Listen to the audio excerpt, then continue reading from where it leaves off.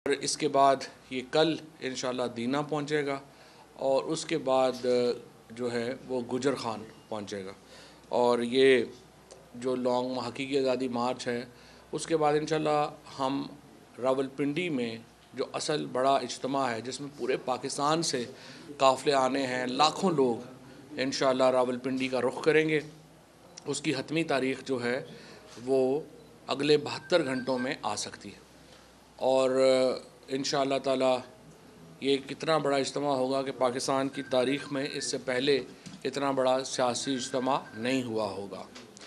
जो आज बुनियादी मकसद है इस प्रेस कॉन्फ्रेंस का, और जुल्फ़ी बुखारी साहब भी साथ हैं, डॉक्टर शीरीन मज़ारी साथ हैं, तो रात को एक जियो टेलीविज़न में शाहज़ेब खानज़ादा के प्रोग्राम में एक करैक्टर उमर ज़हूर को लाया गया और उन्होंने जो पाकिस्तान के अंदर, ये तो वैसे एक बड़ी, मैं समझता हूँ एक तरफ से तो तसल्ली ही की बात है कि एक तरफ जहाँ पे नवाज़ शरीफ और आसिफ ज़रदारी जो हैं उनके हम केसेस देखते हैं, जो एक एक केस जो है वो 20-20 अरब रुपए का, 24-24 अरब रुपए का है। वहाँ पे इमरान खान के ऊपर अगर कोई एलिगेशन मिला है तो वो ये है कि उन्होंने जो घड़ी ख़रीदी थी कानून के मुताबिक उन्होंने बेच दी और इस तरह से इमरान खान ने 3.5 करोड़ रुपए या 4 करोड़ रुपए जो हैं वो प्रॉफिट कमाया। लेकिन मैं समझता हूँ कि ये अगर ऑब्जेक्शन हो तो बिल्कुल दुरुस्त है, क्योंकि इमरान खान और पीटीआई ही पाकिस्तान के अंदर एक करप्शन के ख़िलाफ़ बयानिए पे खड़े होते हैं और ज़रूरी है इमरान खान साहब के लिए भी, तहरीके इंसाफ की लीडरशिप के लिए भी, कि अगर कोई भी इल्ज़ाम लगे तो उसका जवाब हमारे पास होना चाहिए। और जितने हम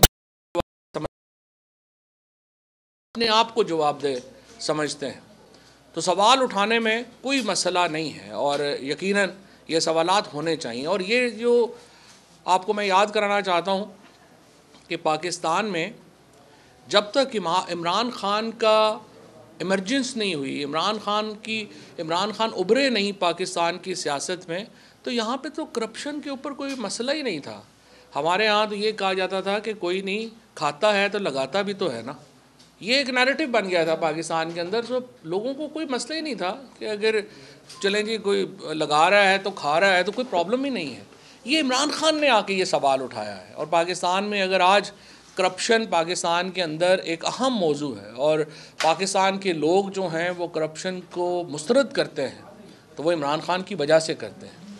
और इस बैकग्राउंड में इमरान खान हो, तहरीक इंसाफ का कोई भी और लीडर हो, हमें कोई इसमें कोई दो राय नहीं है कि जो भी सवाल उठे हमें उसका जवाब 100% जो है वो देना चाहिए। अब आइए मुद्दे की तरफ, इस मसले की तरफ।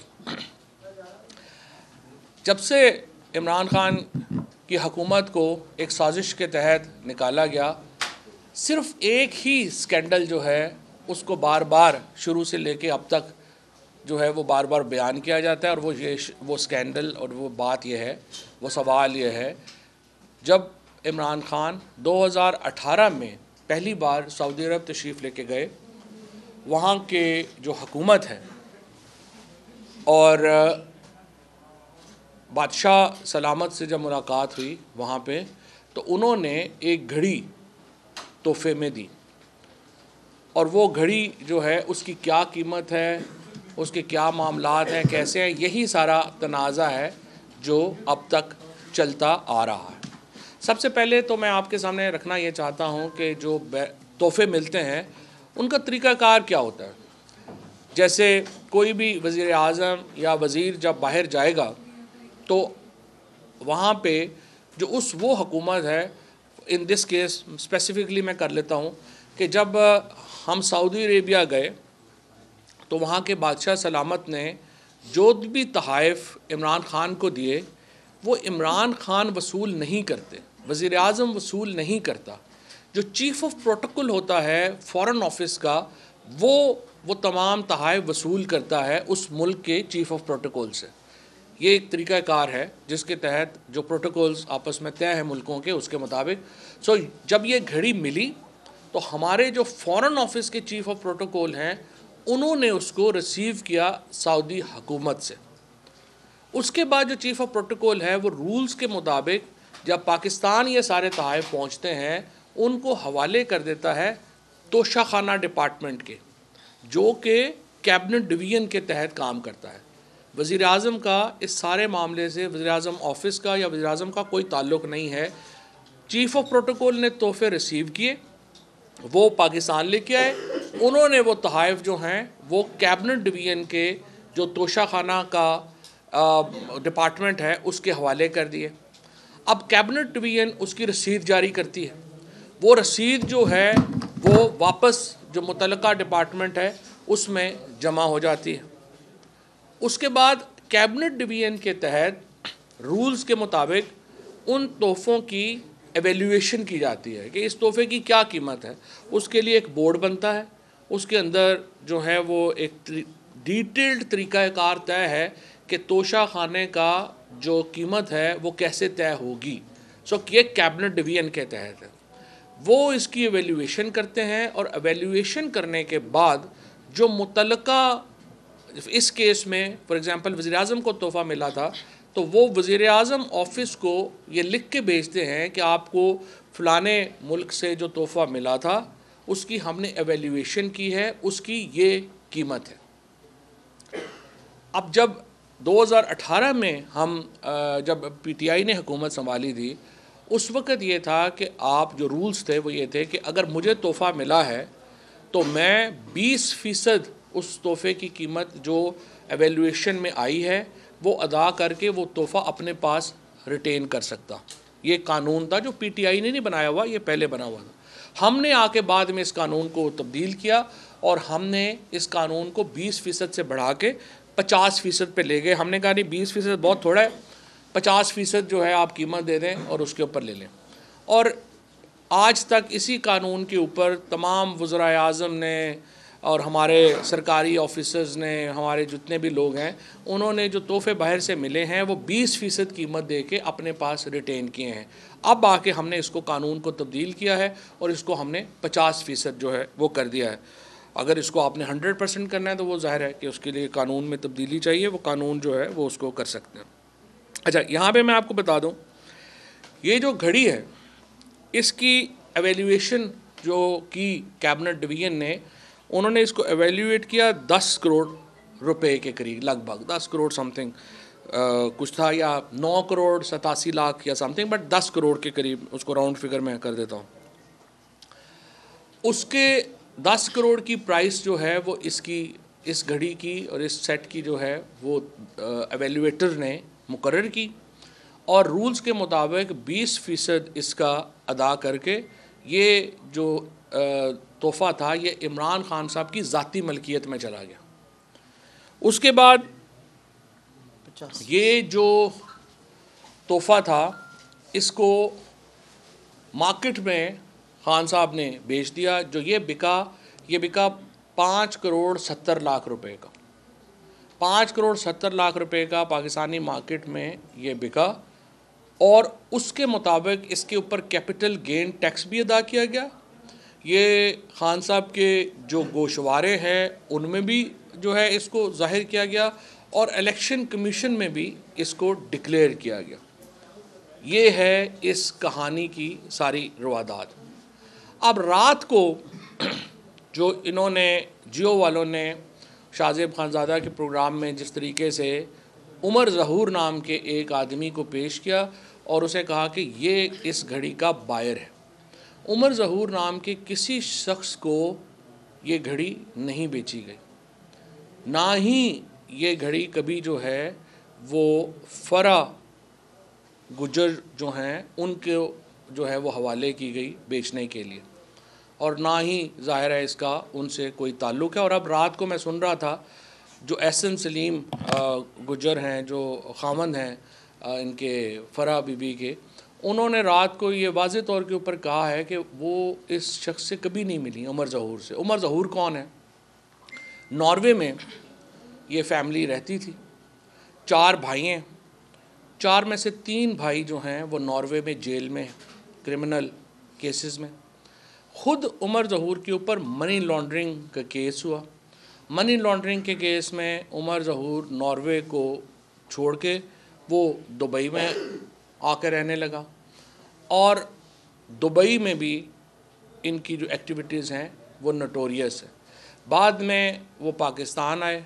पाकिस्तान में एक मॉडल सोफ़िया मिर्ज़ा से उमर ज़हूर ने शादी की।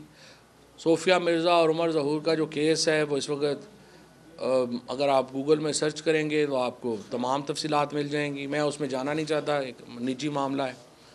और बहरहाल ये सिर्फ मैं आपको बता दूं कि जो उमर ज़हूर रात को कह रहे हैं कि उन्होंने $2 मिलियन जो है वो इसके अदा कर दिए घड़ी के, सिर्फ एक छोटी सी IDFC में कॉर्नर शॉप है, जो भी जुल्फ़ी जो है मेरा ख्याल उस पर ज़्यादा बेहतर बता सकेंगे एवेल्यूएशन के ऊपर। उन्होंने पहली बात तो ये आप देखिए कि ये जो तोहफ़े हैं ये 2018 के में जो है वो ख़रीद किए गए। इसकी एवेल्यूएशन जो है वो IDFC की एक कॉर्नर शॉप के ऊपर से इन्होंने कराई, और उस कॉर्नर शॉप के ऊपर के कहने के ऊपर इसको कहा कि ये $2 मिलियन में जो है वो मैं ख़रीद रहा हूँ, और $2 मिलियन अदा कर दिए। हालांकि यहाँ पे उन्होंने अपनी बेगम को 10 लाख रुपए महीना अपने दोनों बेटियों के लिए देने से इनकार कर दिया था, और कहा था कि मेरे पास इतने पैसे नहीं हैं कि मैं 10 लाख रुपया महीना जो है वो अफोर्ड कर सकूं। लेकिन बहरहाल उमर ज़हूर की जो अपनी हिस्ट्री है वो बहुत शेडी है। यहाँ से भी जाली कागज़ात के ज़रिए वो अपने बच्चों को दुबई लेके गए, और शहज़ाद अकबर से जो उन्होंने कहा कि मुझे शहज़ाद अकबर ने फ़ोन किया है, अगर आप हिस्ट्री देखें तो शहज़ाद अकबर से उमर ज़हूर की एक तवील मुखासमत रही है, क्योंकि पाकिस्तान की जो इंटीरियर डिपार्टमेंट है वो इसको जो है उमर ज़हूर को पाकिस्तान में बुलाना चाह रहे थे। वहाँ पे वो समन्स भेजते थे, लेकिन वो यहाँ पे नहीं आए। इंटरेस्टिंगली जो ही हुकूमत बदली, एक तो शहज़ाद अकबर के ख़िलाफ़ और फिर रिजवान हमारे जो FIA के डायरेक्टर थे उनके ख़िलाफ़ एक FIR कट गई कोसार थाने में, और उसके बाद ECL से भी हटाया गया। जो ही शहज़ाद अकबर और रिजवान शहीद के ख़िलाफ़ उनके ख़िलाफ़ एक FIR कटी, उसके फ़ौरन बाद जो उमर ज़हूर हैं उसका नाम ECL से हटाया गया। ECL से हटाने के बाद 1 महीने के अंदर उसने ये प्रेस कॉन्फ्रेंस कर दी और कहा कि ये $2 मिलियन जो हैं वो मैंने अदा किए हैं। अब इन तमाम हालात के पेश नज़र हमने ये फ़ैसला किया है, हम उमर ज़हूर के ख़िलाफ़ दुबई में कानूनी कार्रवाई का आगाज़ कर रहे हैं, और जंग ग्रुप के ख़िलाफ़ हम लंदन में कानूनी कार्रवाई का आगाज़ कर रहे हैं। ये बड़ी बदकिस्मती है कि पाकिस्तान की सबसे बड़ी सियासी जमात को, हमें तो पाकिस्तान में कार्रवाई करना चाहिए, लेकिन जिस तरह रात को CNN पे भी आपने सुना, अरशद शरीफ की वालिदा और उनकी बेगम जो हैं उन्होंने ये कहा कि पाकिस्तान के अदालती निज़ाम से हमें इंसाफ की उम्मीद ही नहीं है। तो आप अंदाज़ा लगाइए कि अगर पाकिस्तान की सबसे बड़ी सियासी जमात को भी लंदन में जाके केस करने पड़ते हैं और यहाँ पे करना पड़ते हैं, तो हमारा एतमाद का जो लेवल है यहाँ के अदालती निज़ाम के ऊपर वो क्या रह गया है।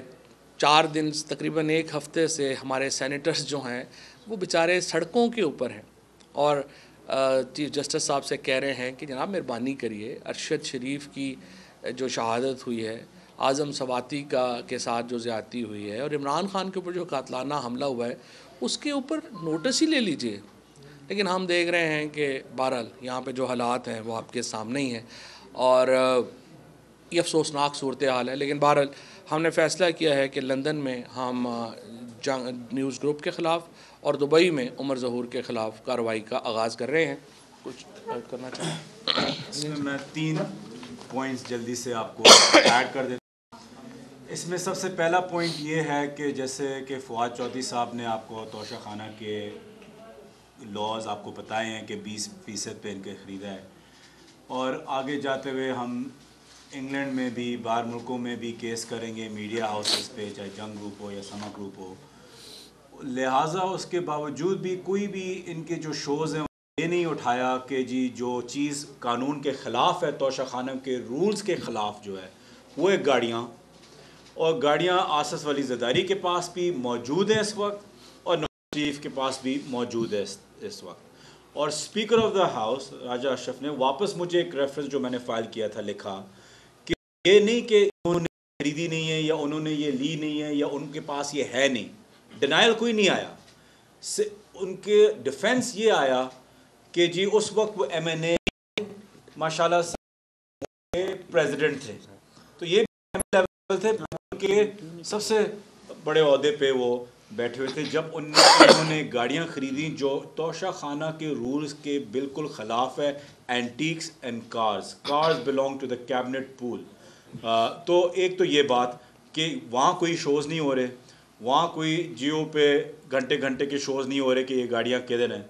जहाँ तक इस सेट की बात है, इस सेट की दो चीज़ें जो मज़ेदार हैं जो इन साहब ने, ये उमर साहब ने जो की थी, वो ये कि सबसे पहले जैसे फवाद भाई ने आपको बताया कि ये एक छोटी दुकान जिसकी कोई हैसियत नहीं है बल्कि कम से कम एक वेबसाइट है ज़्यादा, उससे एक वैल्यूएशन जो इनने बनाई है इस सेट की, वो बनाई है $12 मिलियन की। प्रोग्राम से 1 घंटा पहले, और प्रोग्राम से 1 घंटा पहले, और उस वैल्यूएशन पे जो तारीख लिखी हुई है वो 15 नवंबर है।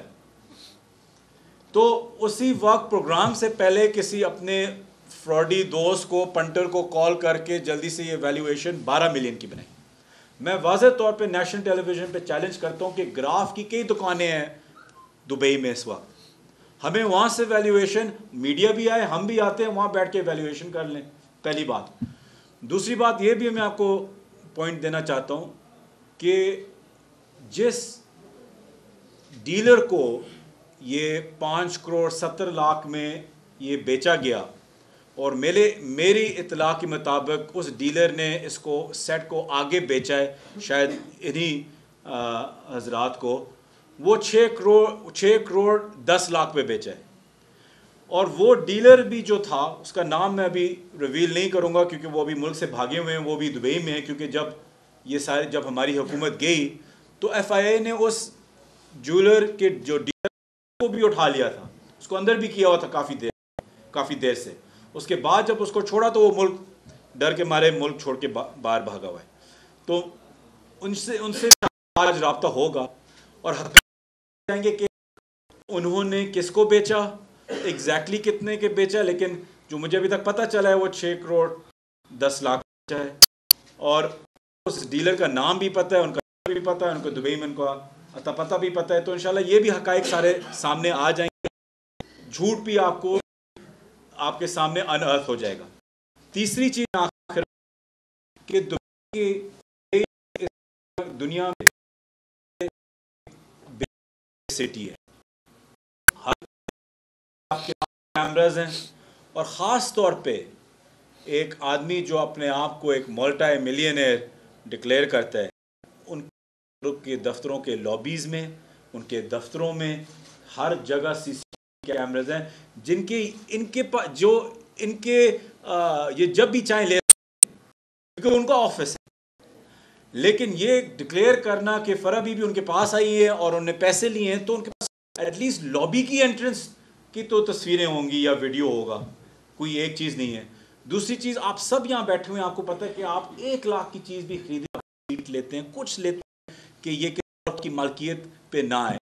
आपने $2 मिलियन कह रहे हैं कि हमने निकाल के दे दिए बगैर किसी रिसीट के, बगैर किसी कॉन्फर्मेशन के, बगैर किसी प्रूफ के, और ख़ुद टीवी पे कह रहे हैं कि मेरे पास कोई इस पे प्रूफ नहीं है।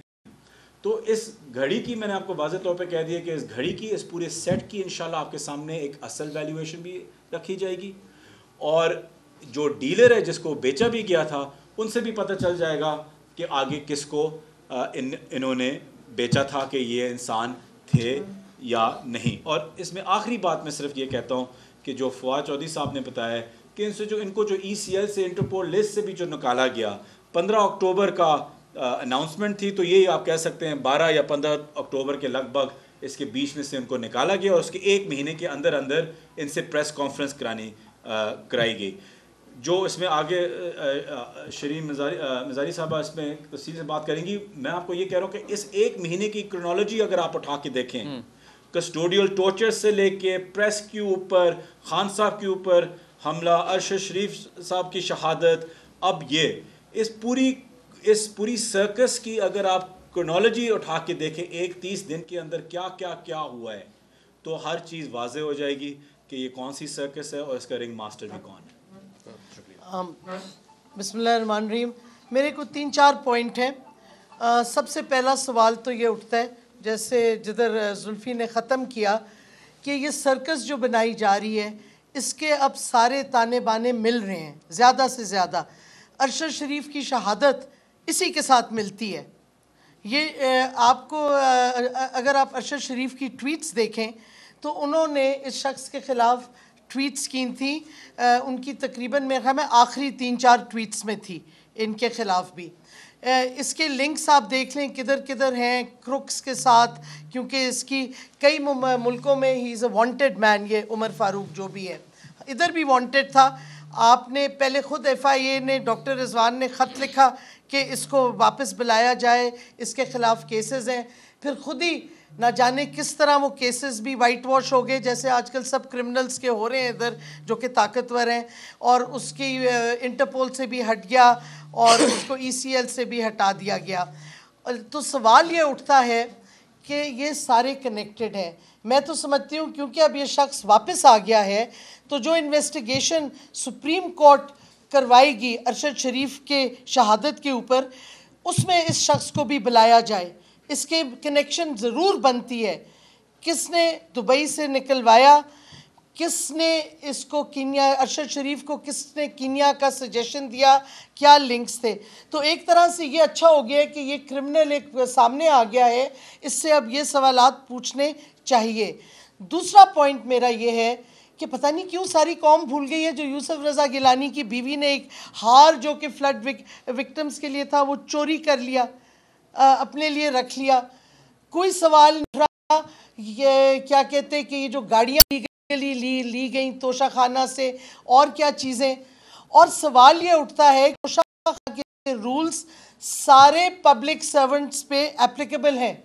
तो मेरा सवाल है कि मिलिट्री लीडर्स जब जाते हैं और उनको ऑफिशियल गिफ्ट्स मिलती हैं, उनका कोई रिकॉर्ड है तोशा खाना में, और उन्होंने किस तरह डिपॉजिट किए, अगर ख़रीदे तो किस तरह किए, अपने टैक्स रिकॉर्ड में दिखाए, कैपिटल गेंस टैक्स दिया। ये सवाल बहुत अब लाजमी हो गया है, क्योंकि ये जो पूरा सर्कस किया जा रहा है, हमें भी पता है ताकतवर और कौन सी ताकतवर कुव्वतें हैं जो ये करवा रही हैं सारा तमाशा। इमरान खान के ख़िलाफ़ जब उनको कोई नहीं मिला तो अंदाज़ा लगाएं कि एक क्रिमिनल को लाके वो उससे एविडेंस इमरान खान के ख़िलाफ़ दिलवा रहे हैं। ये होता है डेस्परेशन। जब आपके पास कुछ ना मिले तो आप पैनिक में गलतियां करते हैं, और यही गलती की कि एक शख्स जिसकी कोई क्रेडिबिलिटी नहीं है, जो क्रिमिनल है, और सिर्फ हमारी नज़रों में नहीं, नॉर्वे वगैरह में उसके ख़िलाफ़ वो है FIRs वगैरह है, ही इज़ वांटेड, वो जा नहीं सकता। बल्कि जहाँ तक मेरी इंफॉर्मेशन है ये नॉर्वेजियन सिटीज़न था, ड्यूल नेशनल था, इसकी नेशनैलिटी उन्होंने ख़त्म कर दी नॉर्वे की आफ्टर हिज क्रिमिनल एक्टिविटीज़। तो मतलब है कि खुदारा इतना अपने आप को एक्सपोज ना करें ये ताकतें कि अब वो क्रिमिनल से डीलिंग कर रहे हैं स्टेट लेवल पे, किसी तरह कुछ उनको मिल जाए इमरान खान के ख़िलाफ़। असल मसला इनका ये है कि कौम कोई झूठ इनका नहीं मानने के लिए तैयार, जो मर्ज़ी ये करते जाएं, सारी स्कीम्स इनकी फ़ेल हो रही हैं। कौम इमरान खान के साथ खड़ी है। हकीकी आज़ादी के मार्च में आप देख रहे हैं लोग निकलते आ रहे हैं, हालांकि खान साहब ख़ुद नहीं उधर मौजूद। इसका मतलब है कि अब अगला मुझे नहीं समझ आई, कोई किसी कातिल को ही ले आएंगे अब एविडेंस कोई देने के लिए जियो पे या समा पे, क्योंकि इनके पास कोई चीज़ है नहीं। और अगर ये रियासत का हाल है कि रियासत इस नीच लेवल पे उतर आई है तो बड़ा अफसोस है। पाकिस्तान का मजाक उड़वा रहे हैं, एक ये जोकर जो क्राइम मिनिस्टर रखा हुआ है, और एक अब ये रियासत अपनी खुद तबाही कर रही है। रियासत उसी वक्त मजबूत होती है जब कौम पीछे खड़ी हो, और जब रियासत जो उनके काले भेड़ है रियासत में उनकी अकाउंटेबिलिटी कराए। अगर आप ऐसे लोगों की अकाउंटेबिलिटी नहीं करेंगे तो रियासत मजबूत नहीं होगी, कमज़ोर होगी। ये मुझे समझ नहीं आती, बड़ी आसान बात है, हर शहरी को ये समझ आएगी बात, रियासत को क्यों नहीं समझ आ रही ये बात। ये सवाल उठना चाहिए। कि अब ये हाल हो गया पाकिस्तान की रियासत का कि जो क्रिमिनल फिर रहे बाहर मुल्क से उसको पकड़ के आप उठा लें और गलत एवेल्यूएशन पेपर्स गलत काम करवा के किसी तरह उसे कहें बस इमरान खान के ख़िलाफ़ कुछ कह दो, सारे तुम्हारे जराइम माफ़ हैं। ये अब होने वाला है। शुक्रिया। एक एक करके करते। ट्वीट के हवाले से अरशद शरीफ ने हमने लास्ट यही मुतालबा किया था, पूछा था कि तोशा खाना में मिलिट्री वालों ने कुछ जमा कराया, आप पाकिस्तान में बैठ के ये बात कर रहे हैं, पहले भी आपको उठाया गया था, आप अपनी जान को आप फिर हथेली में रख दिया पाकिस्तान में।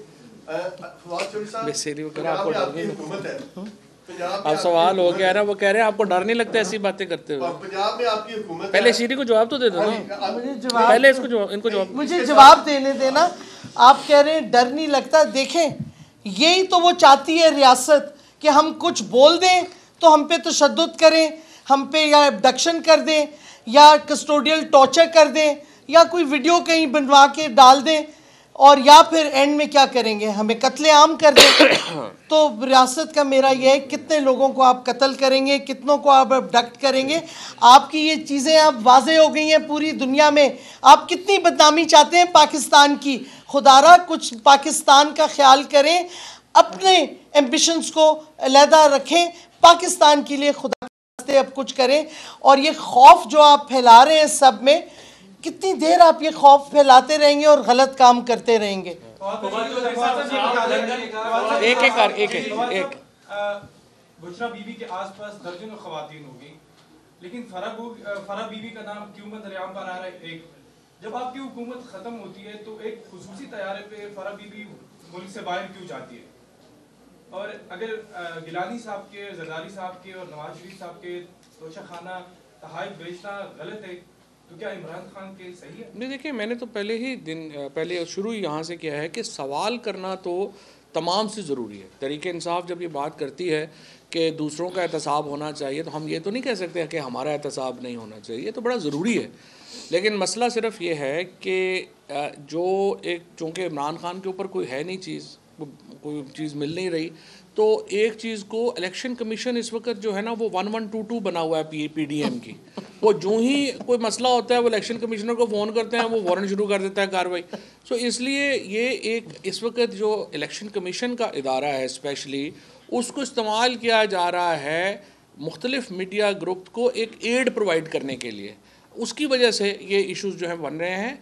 जो सवाल है जो डॉक्टर मज़ारी ने, जुल्फ़ी ने आपके सामने ये बात रखी कि देखिए 100% आपने इमरान खान की घड़ी का सवाल हो गया, 3.5 करोड़ रुपया बड़ी रकम है, इसको ज़रूर इसकी अकाउंटेबिलिटी होनी चाहिए।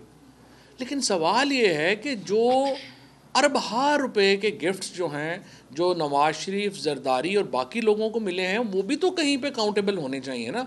अब जो नेकलेस है या जो घड़ियां हैं या जो कारें हैं, आप जो हमारा इंफॉर्मेशन जो राइट टू इंफॉर्मेशन एक्ट का जो इदारा है, राइट टू इंफॉर्मेशन कमीशन है, वो 3 दफ़ा ऑर्डर कर चुका है कि आप 1947 से लेके अब तक जो लोगों ने गिफ्ट्स लिए हैं वो आप पब्लिक करें। मैं ये कहता हूँ 1947 ज़्यादा लंबा हो जाएगा, आप चलें इस तरह से कर लें कि 1990 से कर लें। 30 साल में जो गिफ्ट्स मिले हैं वज़राए आज़म को, वो पब्लिक, वज़राए आज़म को, आर्मी चीफ़ को, जो बाकी उनको नेवल फोर्सेस के चीफ़ को, एयरफोर्स चीफ़ को, तोशा खाना वाले उसको पब्लिक करें ना। 3.5 करोड़ रुपया इमरान खान का जो है उसकी तो इतनी अकाउंटेबिलिटी हो रही है कि पूरे मीडिया ग्रुप पूरी 12-12 घंटे उस पर जो है वो ट्रांसमिशन कर रहे हैं, और जो बाकी अरबों रुपया है उसके ऊपर हम पूछ नहीं रहे। सिर्फ ये झगड़ा है। वो तो फरा बीबी से पूछ सकते हैं, मेरा किसी खसूसी जहाज में मेरा फवाद चौधरी साहब थोड़ी देर पहले आप कह रहे थे कि आपको पाकिस्तान के लीगल सिस्टम के ऊपर कॉन्फिडेंस नहीं है, इसलिए आप जंग ग्रुप के खिलाफ लंदन में और उमर ज़हूर के खिलाफ दुबई में केस करने जा रहे हैं। लेकिन दूसरी तरफ आप इमरान खान हमला केस, आज़म सवाती वीडियो लीक केस और अरशद शरीफ कत्ल केस में सुप्रीम कोर्ट से इंटरवेंशन का मुतालबा कर रहे हैं। तो फिर इसकी क्या तुक बनती है, लॉजिक क्या है? फिर आपका ख्याल में पाकिस्तान में हम यूनाइटेड नेशंस में चले जाए? कहाँ चले जाए? ऑब्वियसली जो एग्जिस्टिंग सिस्टम है, देखें अदम एतमाद कैसे ख़त्म होगा? अदम एतमाद ऐसे ख़त्म होगा कि अगर चीफ जस्टिस और सीनियर जजेस सोचें, ये देखिए ये मेरा मामला नहीं है, तहरीक इंसाफ का मामला नहीं है, को हम तीनों की पर्सनल ऑब्जर्वेशन नहीं है। हमारा जो पाकिस्तान के अवाम का एतमाद का जो इस वक्त हमारे अदालती निज़ाम के ऊपर है, आप बाहर चले जाएं, लोगों से पूछ लें कि आप क्या कहते हैं पाकिस्तान के अदालती निज़ाम के बारे में और क्या आपको इंसाफ मिलता है, आपको खुद ही जवाब मिल जाएगा। तो हमारे पास देखें ना, जो अवेलेबल चीज़ें हैं, हम तो सिस्टम को झंझोड़ रहे हैं।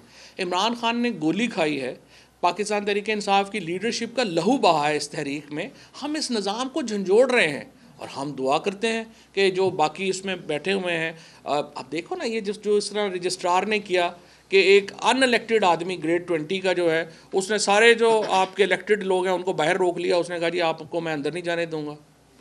ये दुनिया में तो जमहूरियत में ये नहीं हो सकता, जो करोड़ों लोगों के मुंह के ऊपर ढांचा मारा है सुप्रीम कोर्ट के रजिस्ट्रार ने, और कोई सुप्रीम कोर्ट में हिलजुल नहीं हुई। रोज़ाना बैठ के आइन की पार्लिमानी बस्ती की बातें होती हैं, प्रैक्टिकली नहीं हो रहा।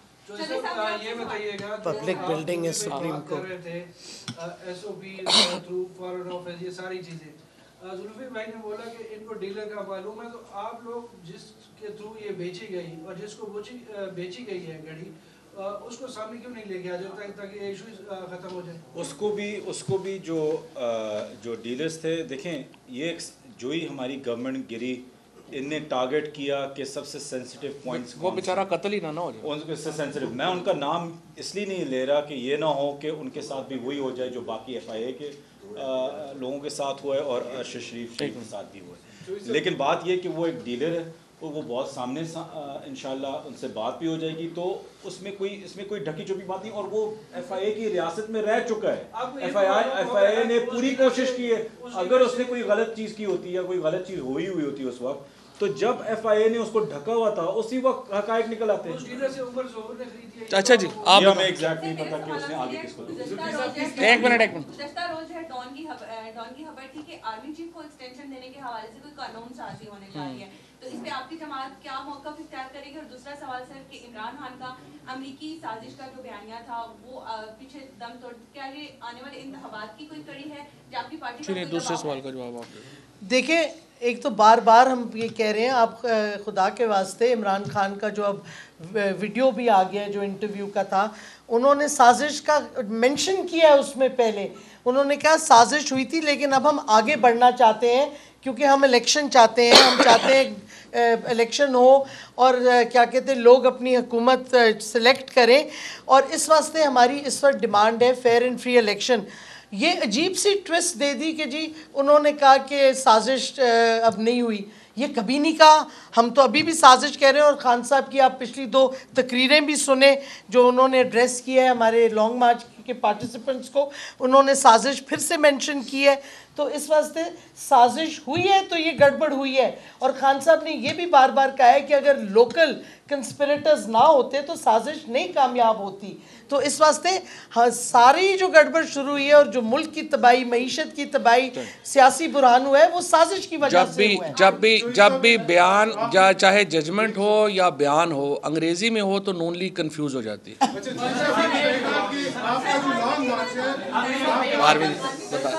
बताता हूँ, ये कर ले।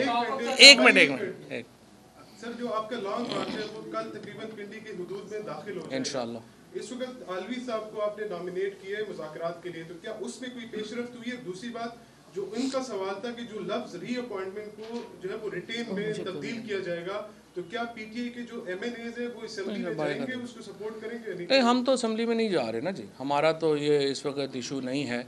और अगर वो आर्मी एक्ट में जो अमेंडमेंट लाएंगे, जब वो आएगी सामने, तो उस वक्त हम अपना रिएक्शन देंगे।